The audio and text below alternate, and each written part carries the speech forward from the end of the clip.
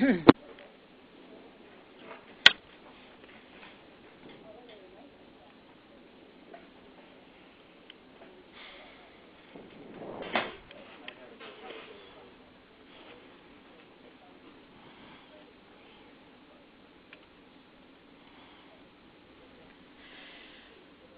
right, this is Karen Billings at SIIA, and we will be beginning shortly our webcast today on EdTech opportunities in Latin America. Stay tuned, and we'll be starting shortly. Thank you.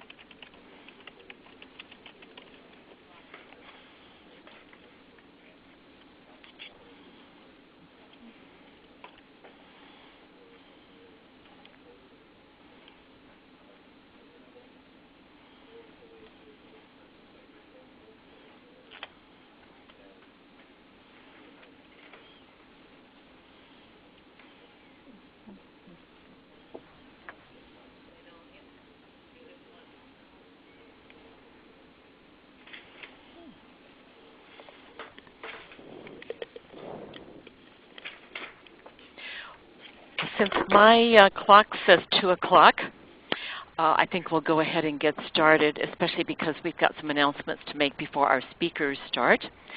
This is Karen Billings, the Vice President of Education Division here at SIIA, and I'm pleased to open the webcast sponsored by our Global Working Group. The webcast today is on EdTech opportunities in Latin America, and this is about the 6th or so in a series of such webcasts, and we've been sort of moving around to different parts of the world. Today is Latin America. We have a couple just announcements about some new publications and new conferences that we've just announced.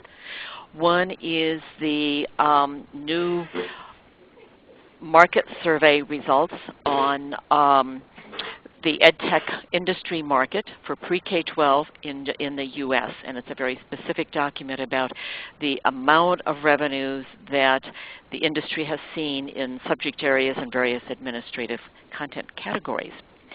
We've also announced our EdTech Government Forum, March 7th through 8th in Washington, D.C., and the EdTech Industry Summit in San Francisco in May.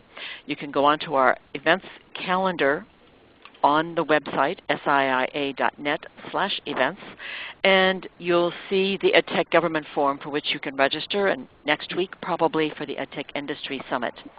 If you're interested in being on the planning committee there, just email me. A couple of things. This webcast is being recorded. We would like all of you to mute your phones in the meantime so that there isn't a lot of oops, here, let me see here if I can. I'm going to start to mute phones as we get going here. What I would like to do now is to turn it over to George DeBakey, who is going to talk a little bit about the Global Working Group. Thank you. Yes, George. Thank you, Karen. Yes, my name is George DeBakey, and I'm head of my consulting firm, DeBakey International. Helps companies expand overseas, particularly in the Middle East. And I'm part of the Global Working Group. We have monthly calls and are responsible for this webcast. Any member who would like to join us, please contact Karen. Her email is there at the bottom. We're trying to raise awareness for global opportunities for companies and how they can expand overseas and find partnerships. We've done this through some of our webcasts listed there. In the past year, we've done Middle East, Asia, Africa. This one's on Latin America, and we're looking for others that we will do this year. And in the area of global conferences, we've just gotten back from BET London, and we were at BET Middle East in Abu Dhabi late October. We also will have program sessions on international coming up in May at the EdTech Summit, and we did some last November in New York. You'll see there who our co-chairs are, Mimi Jett and Mark Tullis. and some of the companies involved with us. So if anyone's interested, please let us know. We're always looking for more members to get involved. Back to you, Karen. Thank you. So now I'd like to turn it over to Mary Markowski, who will talk to you a little bit about the speakers that we have today. And I should note that Mary is also on our global working group. And I must apologize, but the slides are coming up very slowly. And I'm not sure why, except that we've had some internet connection problems today. So I'm hoping to see them come up. Mary or George, can you see any slides? Because Yes, I see the slide. Yes, I can see Mary. Yeah. You do? Okay. I'm going to mute everyone. Mary, I'll try and unmute you so that you can talk to your slide, okay? Thank you. Hi, good afternoon, everyone. Thank you for joining us today on our tour of Latin America. Taking us on our journey are three great speakers with extensive experience and expertise. Our first speaker today is going to be Adriana Del Ayla of the Organization of American States, followed by Eugenio Severin of IADB. Both organizations are agencies that support technology and education in Latin America, while our final presenter, Patricia Rubio, will provide us with Intel's experience in the region. It is interesting to note that by joining our webcast today, you are earning 7,880,000 frequent flyer miles without having to board a plane. This in square miles is the size of the Latin American region, so let's begin our journey. Taking a look at the map, you'll see that Latin America is comprised of 4 subregions: Mexico and North America, Central America, South America, and the Spanish-speaking Caribbean nations. Please note that although Guyana and Suriname are located on the South American continent, politically they are part of the CARICOM nation of nations of the Caribbean, with English and French as their primary languages. Although Spanish is the language for the majority of Latin American countries, as you know, Portuguese is for Brazil, you need to consider the local dialect and culture of each country when localizing your products in Spanish for the region. The conference has been muted. The conference has been muted. The conference has been muted. The conference has been muted. The conference is now in listen-only mode.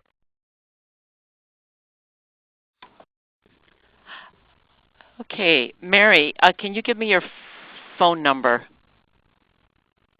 You can't put your phone number.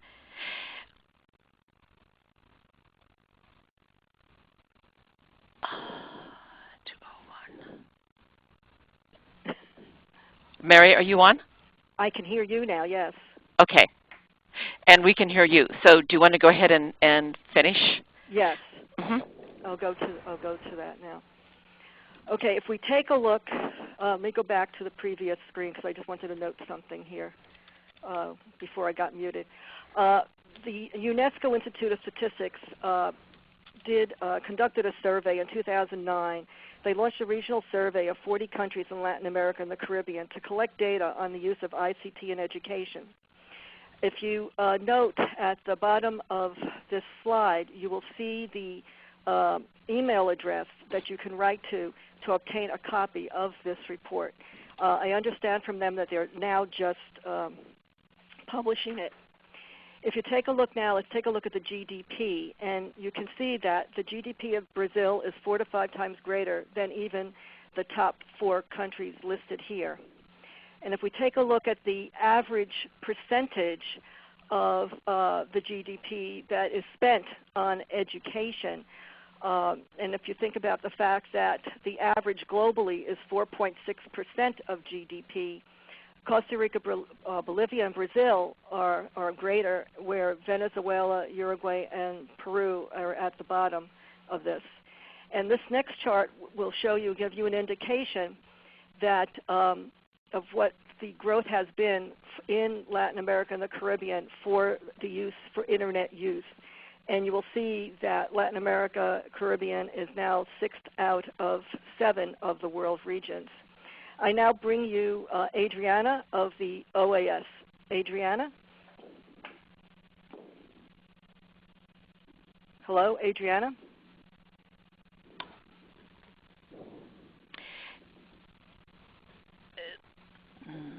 Karen, are we muted again? Yeah, well, she may be, and I am trying to unmute her. Hang on here. We'll see if this works. Hopefully. Adriana, are you on now? I am on. I can hear you. I don't know Great. whether you can hear me. We can. We can hear you. Okay. And your slides are up. Okay. Well, thank you so much, Karen. Good afternoon to everyone. Thank you, SIIA, for the invitation to participate in this webcast. I feel very honored. Okay, for those who are not too familiar with the role of the Organization of American States in the region, I would like to, one, give you an overview of what the OAS does, and two, to give you an overview of the education situation and priorities in the region. Can we go to the next slide, please? So the Organization of American States is the world's oldest regional organization and policy forum for development in all of the Americas and the Caribbean. 34 countries are member states, and 65 countries are permanent observers of the OAS. So the organization is pretty much like the United Nations, but for all the Americas. Next slide, please. So the OAS works mainly to strengthen horizontal cooperation among its member states in all fields of development, social development, security, human rights, democracy, legal cooperation, etc. The next one, please. To give you a little overview of the process, I don't see the next slide. Okay, so the whole process begins with the Summits of the Americas, and you may be familiar with this. All heads of state and government need to discuss common concerns and to seek solutions. The next Summit of the Americas will be in Cartagena, the 14th and 15th of April, and the main theme is going to be connecting the Americas, partners for prosperity. So it has a lot to do with the theme of the SIIA.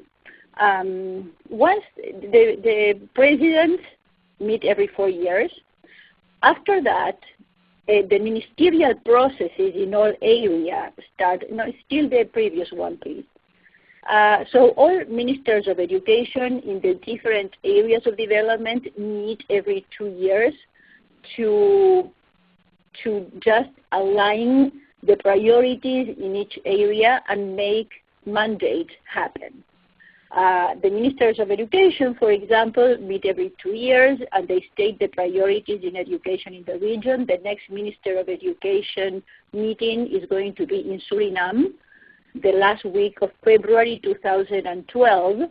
And it's interesting that the theme that Suriname has chosen for this ministerial meeting is the transformation of the role of teachers to meet the challenges of the 21st century. Now we can go to the next one, please. So for the last 12 years, the priorities in education in the region have been equity and quality. Very impressive advances have been made in the region regarding the achievement of universal primary education. In our region, almost 98% of children attend and finish primary school. However, the region lags behind in terms of student performance and learning outcomes, both in primary and secondary levels. This means that kids go to school, but unfortunately they are not learning much. The next slide, please. I would like to show you some of the sad results. There are 2 international assessments that measure student achievements in 3 areas: mathematics, language, and science. There's one assessment which is regional, called SIIA, and is applied to students in 3rd grade and in 6th grade.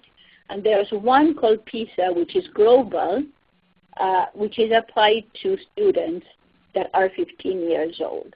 I'm not going to read all the results, but basically you can see that there's a really sad percentage of kids in primary school and secondary school that do not reach the expected basic skills in mathematics. Let's go to the next one, which shows language for both primary and secondary school kids, and these are the results, aggregated results. It doesn't mean, there are 9 countries that participated in the last PISA, and there are 16 countries that participated in the primary school one. So this is the overall result. Countries perform better, countries perform worse, but overall, this is the situation in the region. And the last one, please, which gives the results of the science tests. It's pretty much the same as the others. So nearly half of the kids in primary school and in secondary school do not have the skills that enable them to really draw conclusions, require basic levels in science. The next one, please. So what happens when we compare our kids, our students, to those of the OECD countries? And this sounds pretty pessimistic, but this is what's happening. All countries in Latin America and the Caribbean rank in the bottom 3rd in all subjects tested. And between 30% and 80% of the students failed to reach minimal skill levels in all subjects. And the proportion of top performers compared to the OECD countries was below 3% in all countries in the region, in all of the subjects. Next one, please. So still, what is the opportunity here? Today there are around 100 million kids between 10 and 18 years old. And this is the highest number in the history of the whole region, the number of youth. Most of these children and youth are not performing as well. But this does not only mean that their knowledge of core subjects is weak. In my opinion, it's worse than that, because it means that their thinking processes and their capacity to utilize knowledge in social, political work and their personal lives is not enough. Next, please. Now, here's the big question. Can technology help? And this is my opinion. There are 3 reasons why technology in schools and in education help. And this is interesting because I see that Patricia is going to focus her presentation in pretty much the same 3 levels. And yes, one reason is economic, which is preparing kids and getting them ready for the workplace. Another reason is the social one, which is inclusion. And some kids really do not have opportunities to interact with technology if it's not at school. And the third one, of course, is innovation in education, and innovation to promote quality in education. Recent studies have focused and have found that student learning is completely linked to higher economic growth in the countries, to more equitable wages when they go to work, and to increase competitiveness of the country. The next one, please. Because of all this is that ministers of education and ministries of education in the region have felt the pressure to integrate ICT into the education systems. And there have been many initiatives in the last 20 years. And one that we see as the region being promoted is the one-to-one initiatives, one laptop per child. Eugenio is going to focus on that because the ADB is the organism that is more involved with all these initiatives. But the question here is, have any of these initiatives had a positive impact in learning outcomes? The next one, please. Well, the sheer and crude answer is it cannot be demonstrated. It hasn't been demonstrated that the use of ICTs or ITs in the classroom has improved the quality of educational outcomes in the classroom. So if you ask, so where is the key issue here? And I think that everybody is realizing that one of the main issues is teachers. And it's to teach teachers that how to use these technologies meaningfully. It's changing their practice in the classroom what is going to really make a difference. And using the right technology in the right situation is what is going to really make a change. And this has finally been acknowledged by ministries of education, and this is one of the reasons why the next ministerial meeting in education in Suriname is all about teachers. The next one, please.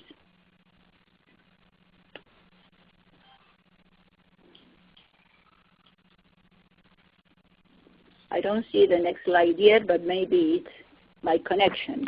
It should be coming. It is slow, but I did move it to the next slide. Okay.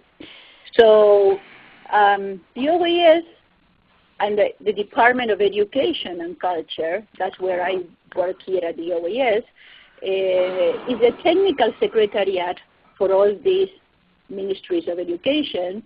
And we have been asked to create and facilitate an Inter-American Teacher Education Network. So last year, we put it in place, and this Inter-American Teacher Education Network, called ITEN for short, is a mechanism for horizontal cooperation to bring teachers up to date in innovation. Next one, please. Mary, can you try moving up the slide to slide 27 for me? So basically, ITEN has a website that has all the information related to teachers in the hemisphere and for all stakeholders in the field of teacher education. And it also has an interactive platform with forums, with blogs. We webcast also monthly webinars presented by experts in the field of teacher education. And we also foster and finance technical assistance missions between countries as this mechanism of horizontal cooperation. And next and finally, I think that if you ask me what my message is here, is nobody can make it alone, guys. I think that really all sectors in society must come together to really effect a change. So we work with the political sectors, but we also intend to work with the professional sector, societies, teacher training institutions, and the private sector, that's you, and the corporate social responsibilities and the multinationals to try to be on the same page and really work together, helping teachers to become efficient and effective teachers. Thank you. Thank you very much. Mary, if you are on the line, would you introduce our next speaker? Yes. So far, we've gotten some very good information. Well said. Okay, thank you so much, Adriana. Next, we have Eugenio Severin from the IDB. And Eugenio has been very actively involved in research in the one-to-one education initiative in Latin America. Eugenio? Hi, how are you? Great. Can you hear me? Yes. Yes, we can hear you. Thank you. Okay. Good afternoon. How are you? I'm very happy to be here, and thank you for the invitation. It's a great opportunity for us to share the work that we're doing in Latin America and to looking for a possibility for the cooperation between and connection and between the real problems that the countries in Latin America have to incorporate the use of technology in educational environments and the solution that you are creating here. And the bank is very, very interested in acting as a hub, connecting these two parts of the subject. And the first one is please go ahead to the prior slide. No, the slide before that. The next slide, please. And as Adriana did the great diagnostic about the reality of education in Latin America, I will go directly for the work that we are doing here in the bank. The first thing is that we are working in two areas. One is for operations, is the more typical and known area of work from the bank. Operations include loans for the governments and technical cooperation and grants to work in different areas, specifically in my case in the area of use of technology in education. But we have two knowledge agenda in order to create and share knowledge with the countries about the new initiatives, innovation, etc., that could be included in our future operation. Working in knowledge today is for us is work for the future of our operations. So we develop a lot of pilots, and we participate in several evaluations of initiatives in Latin America. Next slide, please. And this is the areas where we're working now. We have been working in the past years in a framework with the countries in order to promote the idea of the integration of technologies in education require a holistic approach, a systemic approach, and not only buying devices approach that has been the idea in several countries in the past years. And in this area, we are working especially with models, one-to-one models that, like Adriana said before, we have been participating in 7 countries with one-to-one initiatives, especially working in evaluation of this initiative. We have a report of a recently published report about the one-to-one initiative in Peru, and it's a very good evaluation, but with some bad results, especially because we doesn't have any impact of the initiative in terms of educational outcomes. And we developed in this paper some advice to the government to improve the program. And this is part of our work there. And we have another publication from the last year describing the one-to-one initiatives in Latin America. I will talk about this in the next slide, but before that, we are working too in personalized e-learning. We are starting the work there. We are sure that the personalization in education will be a very important issue in the future, and the use of technology in this area will be key. And we're working too in 21st century skills development. We have been working with the ATC 21S initiative, led by University of Melbourne. And in Costa Rica, we are applying and testing the tools that they are developing to measure the 21st century skills. And the idea for this year is working with other countries, including this approach in the curricula, in the teachers' training, and in the development of new tools for measure. And we're working for in the topic of teachers and technology. It's a big issue in Latin America as the rest of the world. And the challenge of to create a new teachers force that include technology as a part of the regular strategy to improve the learning outcomes. And the next slide, please. One-to-one models is a very, very important area of development in our countries. There are 17 countries developing this kind of initiative in Latin America now. We're working, as I said before, directly in 7 countries. And the most important projects are in Argentina, Brazil, Venezuela, Peru, in terms of the quantity of equipment. And the most interesting initiative maybe could be Uruguay, because they're a very little country, but they are developing the Plan Ceibal that include every student in the whole system, school systems, receiving a laptop and using in the schools and in homes. And we are working in all these countries. This is the numbers of computers distributed in Latin America until the last year.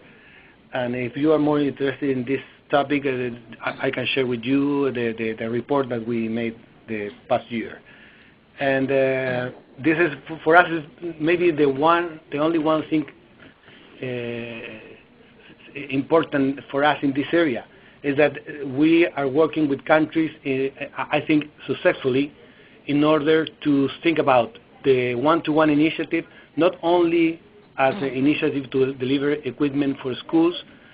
Our experience in Uruguay and Peru is very clear in this area. That this kind of approaches doesn't have any impact in educational results, and more and more working with countries to systemic approach, including teacher training, software, digital contents, changes in schools management, work with administrations, improving the quality of infrastructure in schools, and the work with technology.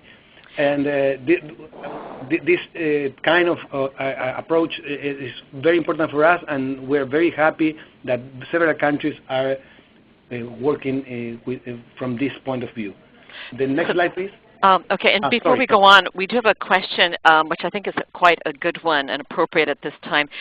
Someone is asking if the English language acquisition is a part of this program or the desired outcomes. Where does the English language fit into this? No, until now.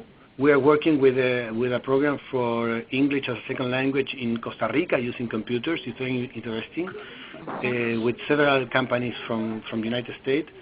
And but it will be a very important development in the future. For example, we are working with Honduras in a program for one-to-one, and in the first stage they develop content for Spanish language and math, but now the third priority for them is English as a second language. And so we're working with Honduras this year in this area.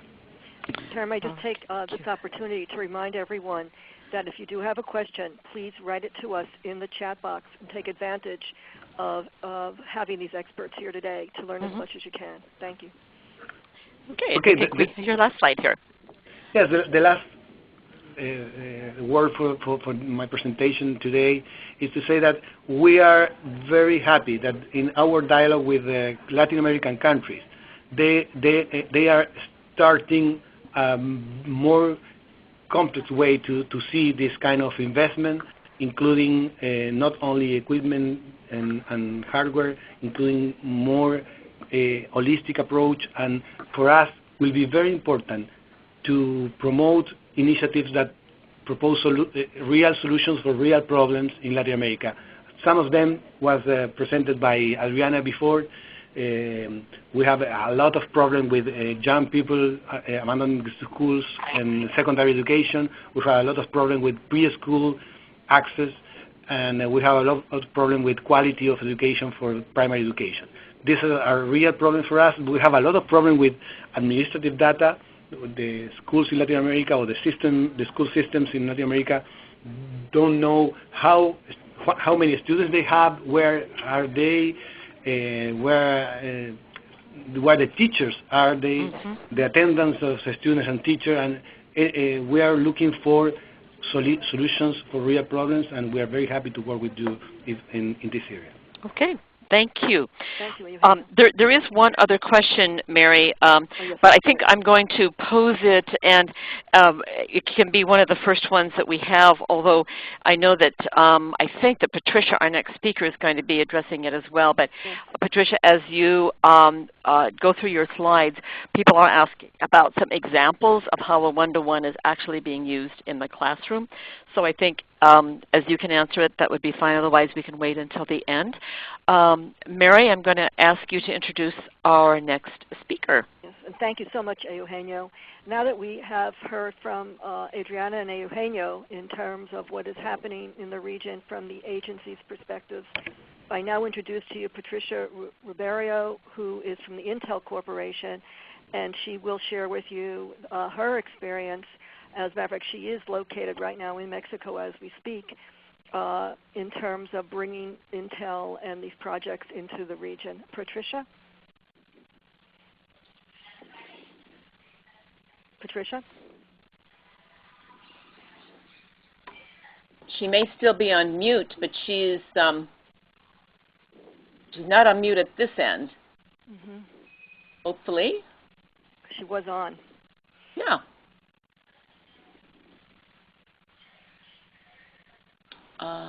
Let's see here. No, Patricia, we can't hear you. Is Bob on?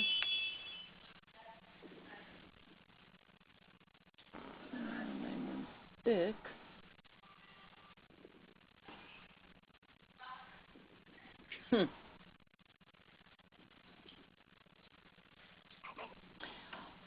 I need to unmute her. I need to have the number that she's called in on. And I'm not sure what that is because I don't see a number that is out of the U.S. She was listed there before. Oh, at 5-2. All right, what I'm going to try doing, I hope that all of the folks, I'm going to unmute everyone. And what I'm hoping is that you all have your phones individually on mute so that it is still a good connection for everybody. So let me try this. Okay, we have another question on the one-to-one, so there's a lot of interest in the one-to-one. Okay. Perhaps the prior speakers can do that while I go through unmute the folks, okay? Okay, I can continue with Eugenio then. Okay, Eugenio and Adriana, yes. We have two questions here dealing with one-to-one. The first question deals with, as Karen mentioned before, about if you can provide a few examples of how the one-to-one is being used in the classroom. Oh. Eugenio, can you address that? Can everybody please mute their phones? Please mute your phones except for the speaker. Yeah. Hello? Yes. Yeah. Let me say that it's very interesting for us. I can share if you want. I shared before with Mary, and if Mary could share with everyone the report that we made about the one-to-one initiative in Latin America. And in this report, you can find the description of each initiative, and also some aggregated data about each project. So in terms of classrooms, it's very interesting because, for example, our work in Uruguay, where they start the first project in Latin America, including all the students, they started the project with only with national budget and delivering computers for students in primary education, and they called for us precisely because they saw that in classrooms that nothing was changing. The teachers use the computers in the same way, the teacher and students using the computers in the same way that they develop the all practices, including using the computers as a notebook and maybe as an encyclopedia. Nothing innovative, and especially nothing is changing in teaching practice. So our work with Uruguay and in Honduras is precisely to use the excuse of one-to-one initiative to change the educational practice. That is very important. If you don't use this opportunity, the impact will be very low or nothing. And in this area, we have a big hope, and we're working, for example, in a pilot in Colombia, providing computers and providing to teachers training, a digital resource in order to change educational practices. This is the big challenge, change the practices using computers. So that's really one of the main areas of need in terms of that. And then the next question that also deals with the one-to-one, and I think you've kind of hit on it, addressed it somewhat, Eugenio, is what is the main reason for the failure of the laptop initiatives, and how long will it be until one-to-one can see results? Okay, I'm going to give him a chance to think about that. I do want to try to see if Patricia is able to speak. If you would speak up so we know we can hear you, and then we'll make sure that your presentation is completed. Hi, everyone. Can you hear me? Yes, we can. Oh, yes. We can hear Great. you now. That's great. Thank you. Well, good afternoon, everyone. Thank you for the opportunity of being here and give a little bit of presentation of what we are doing at Intel, not only for LAR, but worldwide perspective, how we are focused on education, etc. So I'm going to go as quickly as possible through the different slides that I put here. I know that the information will be available for all of the attendees, so if you have specific questions that would like to be addressed, please let me know or send me an email. I'll be happy to answer those questions. So moving forward to slide 36, basically why are we thinking about transforming education, and what is the real need to transform education? So we have seen, and as both presenters have mentioned before, many countries have made remarkable progress toward universal primary education. But actually, to create and sustain real national socioeconomic development, we really need to invest in our young people. And we really need to think about providing a quality education that is relevant for the 21st century right now. So by working together, we can really help the students to build the problem-solving, collaboration, digital literacy skills that they need to be employable today, and to really develop lifelong learning skills for tomorrow. So this is one of the key subjects that we have in mind. We are understanding what the needs are from governments, schools, and teachers worldwide. They need to compete in a global economy. They really want to educate children for a knowledge-based society. And also teachers have a strong desire to educate more effectively. They want to move easily between whole class and small groups and individual instruction, and set up collaborative classrooms while they still maintain the control for the class. This is one of the main areas that we've seen that teachers are a little bit afraid of losing control. So moving to the next slide, the real need to transform education, and how we are addressing this part. We as Intel has a very holistic approach about how to really transform education, and we have built this small design on how we are approaching the transform of education. So in one hand, we have the policy, where we're thinking about how critical this is for the long-term success. We need to think about how are different countries addressing their different educational needs. And this is the first step for us to think about the policy that governments are falling into, they want to follow. On the other hand, we have the curriculum and assessment. We are thinking about the effective classroom learning informed by data, so that we are aware of the different needs that each country has in terms of curriculum. On the other hand, we have the professional development. This is one of the key pillars that we have, the teachers. We have trained more than 10 million teachers from 7 countries just as last year, and we are going for more. But this is critical for us. Training teachers is one of the key pillars for an effective educational literacy. On the other hand, we have information and communication technology. We are thinking about, and every day we think and work on providing tools and backbones for improved learning environments and devices and connectivity. And finally, we also think about research and evaluation. Everything that needs to be improved has to be measured. So this is one of the key areas as well that we think about. So apologize for this slide. The first pillar is pedagogical. These are the 4 pillars that we think about for project planning. The first one is pedagogical. This is based on teaching, learning traditions, and culture. We can go through project planning without teachers. So we think about pedagogical requirements, such as those related to group work and laboratory environments. On the other hand, content is a key pillar as well.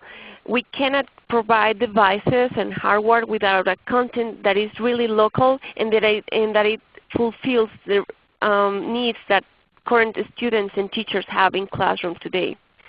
On the other hand, we have the technical requirements and the technical infrastructure. This must be standardized and integrated. It must include teacher tools, digital learning student tools, content and learning management platforms, broadband, school media server, internet access from home, and a secured learning environment, and so on, etc. And finally, we also have the services. This is critical, and sometimes this is something that we all usually forget. The service offers and requirements must accommodate teacher professional development services and technical support services, ecosystem services, educational consulting services, and so on. So moving to next slide, we think about solutions. One of the programs that we as Intel are running is the Intel Learning Series for young minds and to stimulate local economies and shape and share digital future. I will speak a little bit more further about what this program is and how it is impacting not only worldwide but also at this point, especially in LIR, the key results that we are having, and some of them Eugenio already shared them. But basically we are focused on 3 main areas: how to create economic development, how to transform education, and how to provide social inclusion. So the main areas that we are focused on is on job creation, wage improvement, local business growth, infrastructure development, workforce preparation, and we are focused about the educational transformation, focused on one-to-one learning, how does students engage themselves, how do we address the special needs that they have, how do we think about the satisfaction that teachers need to have to get really involved and be the catalyst for the real transformation in education, and how does comprehensive learning and universal education and student rotation work on every country. And then finally, the social inclusion includes digital literacy, device and broadband access, and knowledge society creation. So we have a couple of countries where this has impacted the most. We have countries such as Argentina, Brazil, Macedonia, Malaysia, Malta, Nigeria, People's Republic of China, Portugal, Turkey, United Kingdom, and Venezuela. So for now, I'm going to talk more specifically about the LAR countries. So moving to the next slide. Hold on a second. Okay, Argentina. What is going on in Argentina? In Argentina, we have economic impact and social inclusion. So far, Argentina wants to reach 3 million students with a computer. They want to cover 100% of the secondary and vocational schools with all of the students with a computer. So 3,000 students is the target they have for 2012 on students to have a computer. There is one small province in Argentina where this started, and it's called San Luis, where the PISA scores increased in both language and math from 2009 to 2012. This is one of the greatest impact that we've seen in San Luis in Argentina, this province. The project started in 2009, and so far it has achieved great results. So far, to date, 1.8 million units have been delivered to students, and as I mentioned before, with a target of 3,000 students reached. So as I mentioned before, in Argentina we are having digital inclusion, educational transformation, and economic development. As you can see here, a lot of young minds are fed, and the country works toward universal secondary education and higher student retention. In Argentina, we have very interesting ways to address and improve development and rational thinking. So one way is that there are jazzmates. They are playing a lot of jazz with young minds and also older people to promote this rational thinking. They are doing PC development. They are doing a lot of technical support and sending these computers that are some obsolete to provinces or communities where they don't have PC access.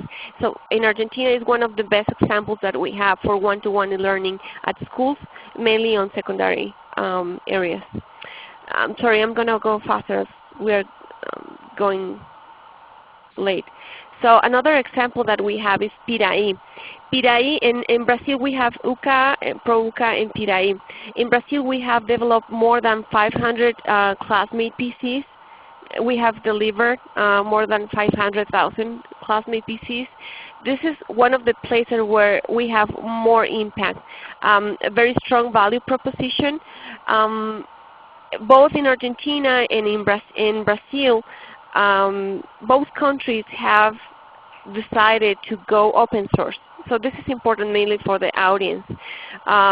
For many reasons, one of them is cost, as devices with open source related operational systems are cheaper than other devices with other operational systems. So open source is one of the key areas that these countries are looking for. And one of the things that we have to consider is how does content providers and software providers think about providing solutions for these economies which are thinking on open source solutions. Really low cost solutions are the ones that we are looking for on LAR countries. Another example that we have is Venezuela, where more than 1 million units have been delivered, 1 million units have been shipped into Venezuela. They are doing a very strong economic development with jobs created. This economic development is fostered by the development led by Venezuela telecom provider CAN TV and the mass development of a services and support industry. The operational system which is being used in Venezuela is Canaima. And well, they are assembly locally, first line of classmate PCs, and they are planning to manufacture 50,000 units in 2011. So we have a lot of social inclusion as well. This is based on one-to-one computer and one-to-one e-learning for each student. And the country has a goal of 3 million units to be delivered by the end of 2012, with a lot of professional development for the teachers. So for the people in the audience, things to think through when thinking about gaining access to an LER environment is that you really need to think local. Governments want local economies to be installed on their countries or to partner with local companies or companies that create, that understand the culture and the language. So being culturally speaking relevant for governments, having the same language, and sometimes being installed on the countries is critical for governments to choose or not to work and partner with content providers, software providers, hardware providers, digital publishers, and so on. So cultural is critical. That's basically it from my side. Patricia, thank you so much. And Patricia and Eugenio, we have a number of questions here, and Adriana. I'd like to start with this one because, Patricia, I think it does refer to your presentation just now also. And it is, why is one-to-one learning achieving education transformation in Argentina, and it has been failing in Peru? Why do you think that is? Okay, what I can tell you about what is going on in Argentina is that there are a lot of elements involved. One is teacher training. You really have to think about train your teachers before you deliver technology to the students. You cannot leave students to learn by themselves and just offer a computer and think that they will learn by themselves. So one of the critical elements for success is teacher training. Another thing is content. You have to provide them with really relevant content for based on their needs. Those are the main success or the main elements that we have seen for success. Connectivity is another one. There are regions where they don't have connectivity, and this is critical for the students' development. So those might be the main challenges that, the main things that are critical for an success deployment of one-to-one learning. Right, which is Mary? really the keys for success to integrate technology in general. Yes, Eugenio, did you have something?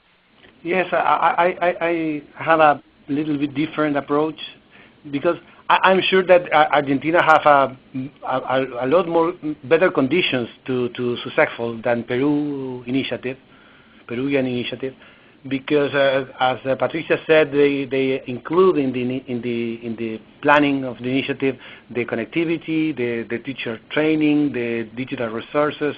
We have a lot of hope put in Argentina, but until now we don't know the results of this initiative.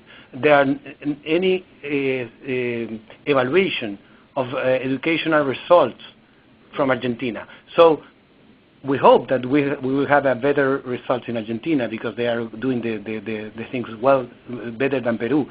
But the important thing here is that we need, and that is part of the work that we are doing here in the American Development Bank, is we need to improve the quality of our evaluation of this kind of initiative. Not only because we need to know if the one initiative is working or not working, especially because we know that many other countries are watching the experience in these countries and are planning in the future develop this kind of initiative. And we need to learn what is working and what is not working in this initiative, and which part of the project are providing a better results for students' learning.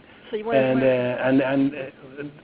only that, we need to watch very carefully the initiative in Argentina, because maybe we need a lot to learn. They are working in secondary education. It's a level where not other countries are working until now, but we need to look the results in the future. Okay, thank you. Eugenio, there's another question for you here. Someone is asking, it's relating to what you just mentioned, how will you be measuring the success of the new initiatives that you are supporting in the region? How are you going to be measuring them?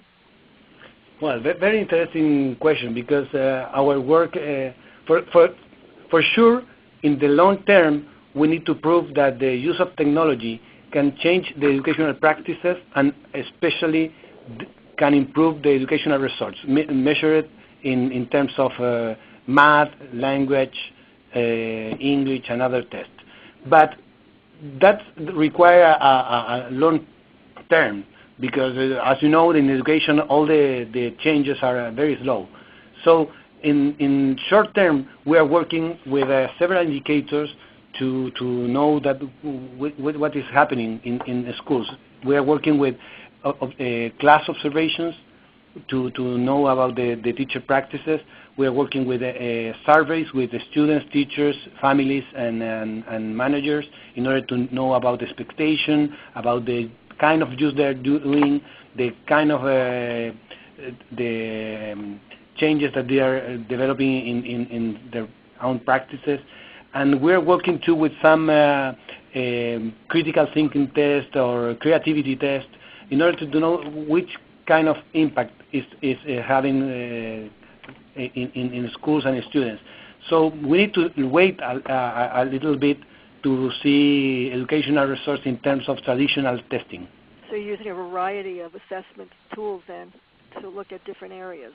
Yes. As a matter of fact, this next question is somewhat to do with this and what Patricia had mentioned about the content, and this is for all three presenters. Do you think that interactive instructional material can support transformation of teaching methodologies?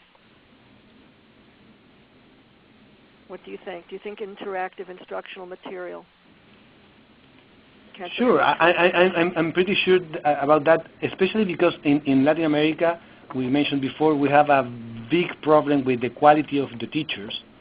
We have, for example, I don't know if you know, but in Peru, they develop a test for teachers in first grade, and they ask for teachers to respond a test with the same questions that their students need to answer at the end of the first grade year, and only 2% of the teachers respond correctly the test. The same, they're being tested on the same skills material? Yeah, the same test that the students need to respond at the end of the year. Wow. And we have a big problem with teachers' quality in Latin America. So the software can provide a new way to access to the content where the teachers are not the skills to deliver the content in classroom. So we need two good teachers to act in the classroom, connecting this content with the real life of students, especially in rural areas. Yes, thank you. And the final question I have here, I understand that you are changing the way computers are being used. However, what sort of methodology is being used? Is there some sort of specific software or content? And I think, Patricia, I think you spoke to something in that respect or not? In terms of specific software or content? Is Patricia there? Hello, can you hear me? Yeah, I can hear you now, Patricia.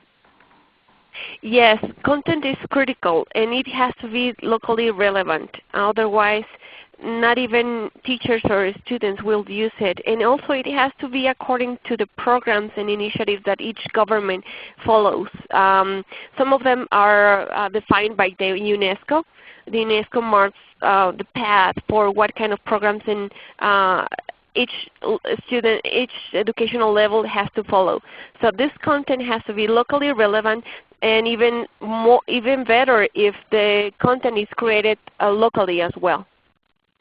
Okay, so development of local content or working with a local partner, in other words, is very important. Okay, I have another question here for Patricia. As a matter of fact, Patricia, so don't leave. The question is, will the long-awaited tablet version of Classmate PC make a bigger mark in Latin America than the clamshell? Do they have a sense already? Okay. Thank you, Dean, for the question. Actually, what we feel is that governments will continue looking for clamshell devices and not only tablet devices. Right now, there is a great momentum for tablets. Governments want them to be very low cost as well and able to create content, not only to consume content, which is one of the main reasons what we think about this tablet design that we are working on has to be thought from the point of creating content. But still we feel and we sense that governments will continue looking for clamshell devices, especially for the low cost approach. Okay, so clamshell devices are a lower cost, let's say, than a tablet device? Is what Correct. You're sharing? Yes. Correct. Okay. Okay, great. And the gentleman says thank you, Patricia. Are there any other questions? Okay, I don't see anything else here. Karen, how are we doing? Yeah, well, we have run out of time. I think what we're planning to do is to, I've taken all the questions down, and we'll try and sort of do a group report in a bit. The Global Committee is actually meeting right now, so we need to close the call. Oh, okay. But I do want to say thank you to Mary for organizing such a great panel today, and for all three panelists who provided a lot of good information. I do think that the questions that you all asked here in the last 15 minutes were excellent from the participants, and we will work on getting some written responses out to those as well. We appreciate your input. If you can fill out the quick feedback form and watch your emails and EdTech Dailies for announcements about the next set of countries that we'll be talking about. Thank you all today. Thank you very much. Thank you. Thank you. Thank you. Thank you, Karen and George. Thanks. Bye-bye. Thank you. Please stand by.